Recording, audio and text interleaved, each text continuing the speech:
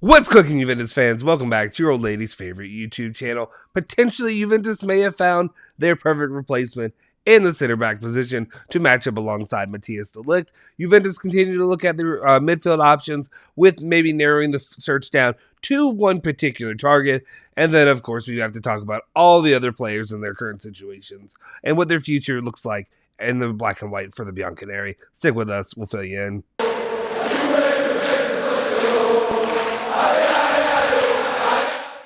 Ciao ragazzi, welcome back to the Bianconeri Zone. My name is Justin Sofrio. Today, it's Saturday, March 19th, 2022. And of course, I have your latest rundown of all things Juventus, all the things that you care about, all the news as quickly and as snippety maybe as possible to get you in and out about your day, even though I am very long-winded myself. Before we do anything though, make sure you go and smash that like button, hit that subscribe button, and hit that bell icon to stay notified for all of our latest videos. But before we do anything, let's just jump into it. I guess that didn't really make sense, but we're going to jump into it now. All right. So the first news of today is the main news, and we're talking about the center back position for Juventus. And Gazzetta dello Sport are reporting that Rudiger will join Juventus on a free transfer in the summer. He will sign a 4-year deal at 6.5 million euros per season. So that's the report of Gazzetta dello Sport. They're saying that Rudiger to Juventus from Chelsea is a done deal. Well, not so fast, my friends, because over here we had Romeo Gresti, who came in and reported saying that Juventus are following Rudiger's situation.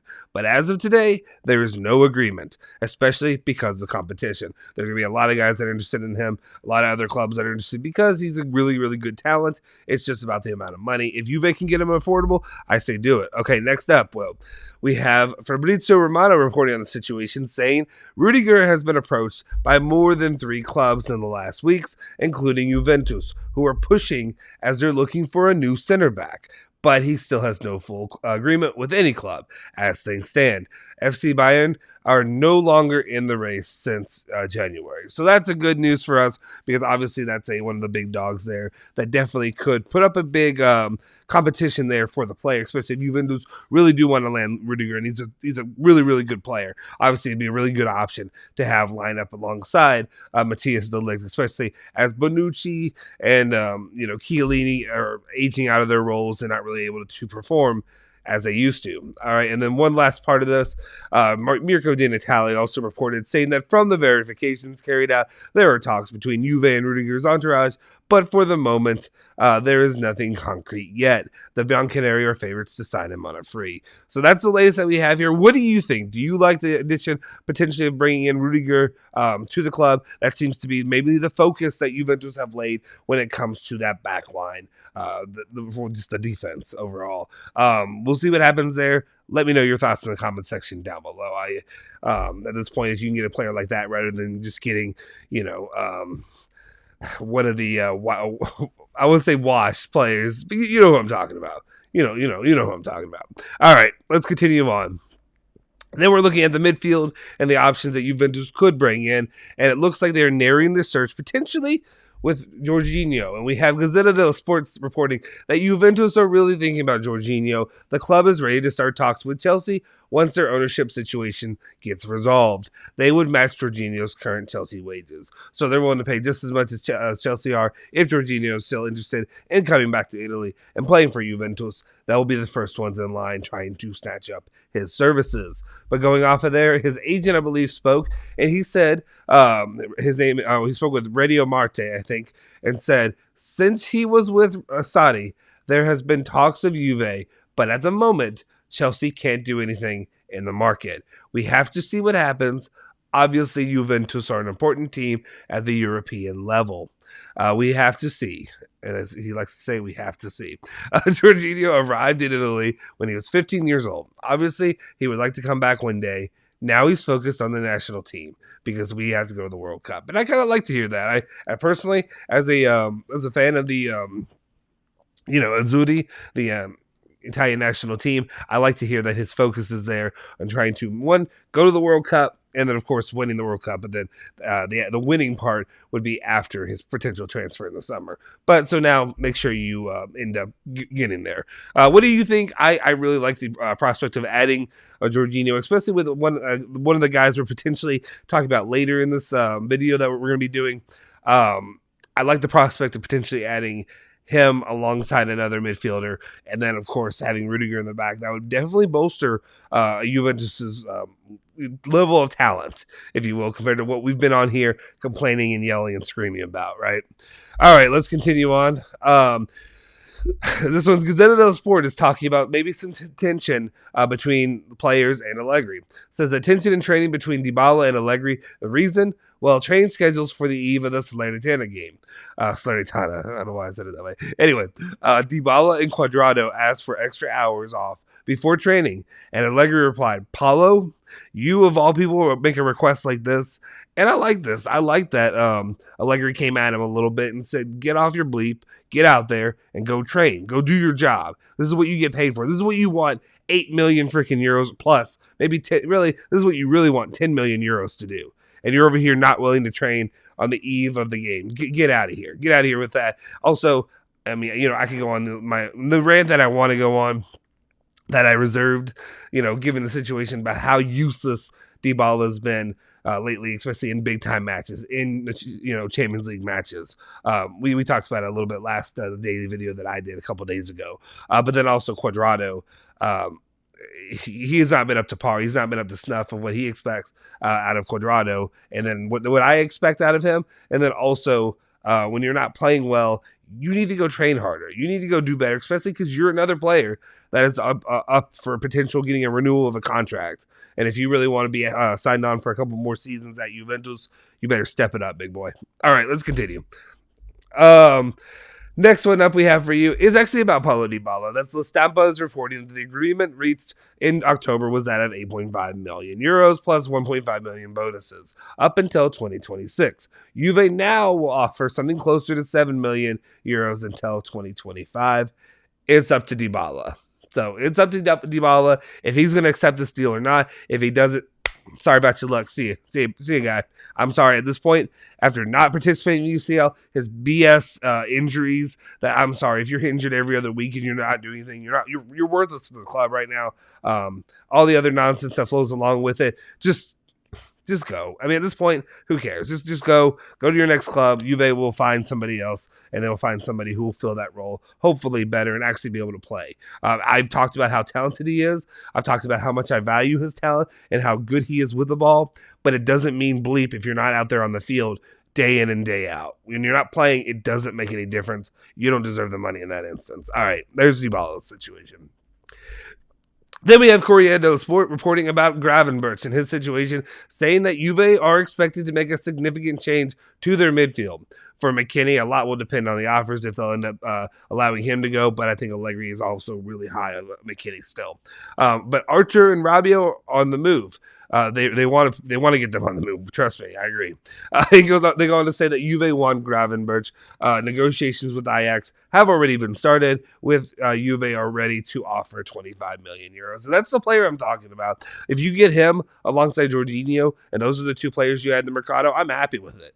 That's a good mercado, I feel like. That definitely improves the status of your midfield. You put them alongside Zaccaria and Locatelli and McKennie, hopefully, if McKennie ends up staying. And I think you have a solid midfield there, one that I do not feel as frustrated about. And I'm not looking at Rabiot out there doing absolutely nothing game in and game out once again. Let me know your thoughts on that. Do you like the idea of potentially grabbing in Gravenberch there for the future? All right, and then we have another news story. We have Mundo Deportivo, who's talking about Danilo and his situation, saying that Barcelona has set its sights on Danilo, who they believe is the right man to strengthen the backline and bring the experience that is currently missed in the squad. They could offer Jorginho Dest. So that's funny. That's a name from not really a name from the past, but a name from, I remember that was one that was really hyped up with a lot of Juventus fans about getting Jorginho Dest. Obviously would do a lot with it's funny, the idea of the Americanization of Juventus. So when I say that, I'm not really saying it's really becoming Americanized, but bringing in McKennie first. And then we had some rumors about potentially, we had that one player that went to Roma, and I even forget his name right now. He didn't pan out that great at Roma. But then, obviously, we talked about rumors about potentially Pulisic, maybe looking at that as an option from Chelsea. And then, of course, now they're mentioning Jorginho Dest to come in and replace to trade with Danilo. So we'll see what happens there. I don't know. I think right now, if it were up to me, I just stick with Danilo because you have so many other options that you're trading guys in and out. I think Danilo has been really, really solid, performing as of late, especially this year. When he's healthy, he's good, and I feel like you don't really.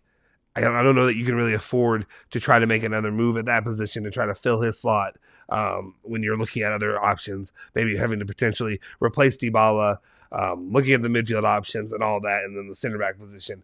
To me, I just stick with Danilo, but let me know your thoughts if you think the prospect of bringing in Jorginho Dest would be interesting or enticing to you. All right, next we got to talk about one of your favorite players, and that is, of course, Rabiot.